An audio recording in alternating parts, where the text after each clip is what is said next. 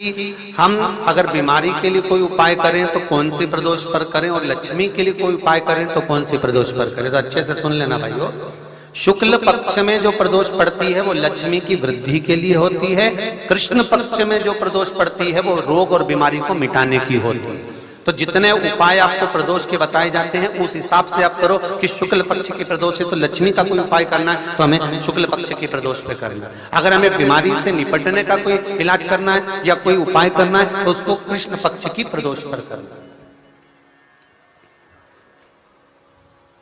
अब शुक्ल पक्ष की प्रदोष, उसकी प्रदोष का दिन था, बैठा हुआ था।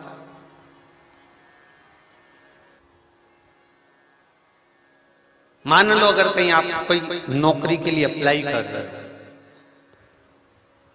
लॉकडाउन में सर्विस छूट गई, कई लोगों की छूटी,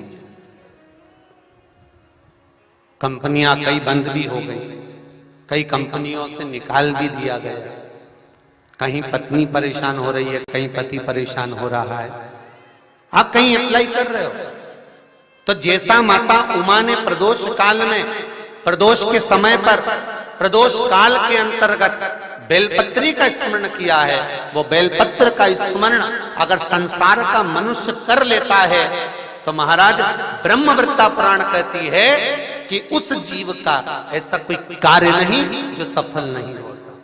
महाराज मेरा निवेदन रहेगा, किसी एग्जाम में आप बैठ रहे हो, इंटरव्यू के लिए जा रहे हो, किसी कार्य के लिए जा रहे हो, नौकरी नहीं लग रही, सर्विस नहीं लग रही, तो महाराज तांबे के कलश में 11 बेलपत्र को रखा जाए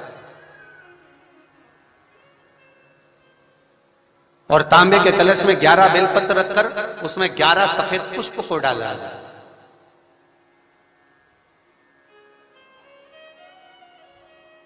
लाल चंदन घिसकर कटोरी में लेकर जाइए। प्रदोष के दिन, शुक्ल पक्ष का जो प्रदोष पड़ जाए उसके दिन शंकर के शिवलिंग पर लाल चंदन लपेटने से पहले शंकर की जो जलाधार,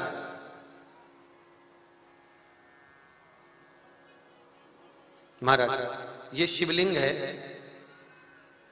ये शिवलिंग है और ये पूरी गोल और ये चरण, ये जलाधार, ठीक है। आपको पहले भी कहा है शंकर जी की पूरी जलाधारी में शंकर जी का संपूर्ण परिवार है। राइट जो चरण है जहां से पानी नीचे गिरता है वो गणेश जी का स्थान है, लेफ्ट कार्तिकेय जी का स्थान है, बीच में जो एक मोटी सी लाइन है वो अशोक सुंदरी का स्थान है। जहां पर शिवलिंग रखा हुआ है ये माता जगत जननी जगदम्बा का हस्त कमल है। शंकर भगवान को मां अपने हस्त कमल पर रखी हुई है।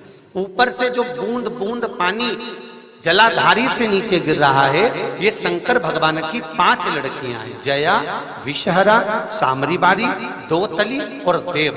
ये ऊपर से बूंद बूंद जल क्रीड़ा शंकर जी के साथ में करती हैं। शंकर भगवान का संपूर्ण परिवार जलाधारी में विराजमान है। शिव महापुराण कहती है, माता उमा का चरित्र कहता है, कोई एग्जाम में बैठ रहे हो, कोई कंपटीशन एग्जाम में बैठ रहे हो और चाहते हो कि मेरी नौकरी इसमें लगना ही चाहिए तो लाल चंदन का लेपन आपको इस पूरी जलाधारी पर करना है।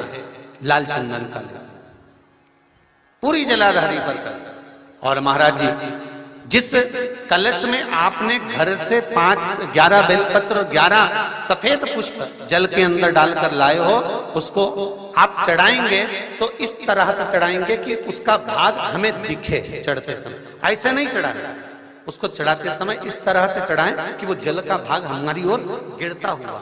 महाराज जब आप वो समर्पित कर दें बेलपत्र पुष्प आदि सभी चीजें, उस चंदन का एक थोड़ा सा भाग पूरी जलाधारी पर हाथ फेर कर अपने दरवाजे पर आते आते उसका स्पर्श कर दें। जिस दरवाजे से आप एग्जाम देने के लिए जाओगे, जिस घर से आप जाओगे अपने घर के किसी भी दरवाजे पर उसका हाथ लगा दें या कोई स्थान को छू लें। जिसको आप दरवाजे को खोलकर दरवाजे को स्पर्श कर कर या दीवार को छूकर या अलमारी को छूकर जिसको भी छूकर आप जाओगे उसका स्पर्श कर लेना। फिर आपको कुछ नहीं करना है, उमा और महेश ही सब कुछ करेंगे, जो उनको करना है सब साथ।